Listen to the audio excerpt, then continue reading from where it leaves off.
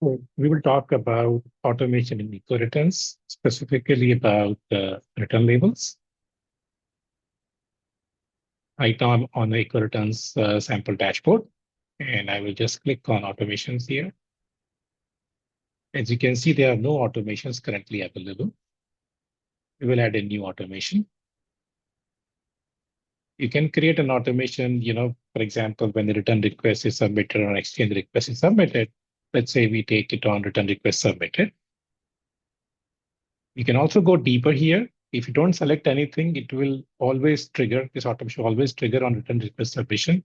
But if you go in advanced settings, you can choose to select based on reason, countries, and all that. For instance, if an item is defective, where somebody wants to send it back, why would you probably want it back? You don't want to waste your money on shipping. You can simply deselect this and select everything else and allow a shipping label to be created.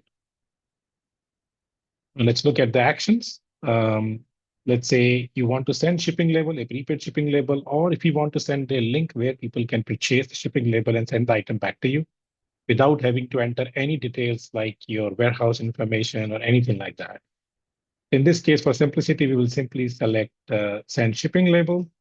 Even here, you can go some advanced settings, do some, insurance. You can also set preferences, which carrier to be used first, second, third. Could use USPS, UPS, FedEx, Packeta. There's so many, EcoShip. There's so many of those. And I'll simply now save this rule. And this is a new automation that has been created, which will send a shipping label as soon as the customer submits a return request. Hope this was helpful. Thank you.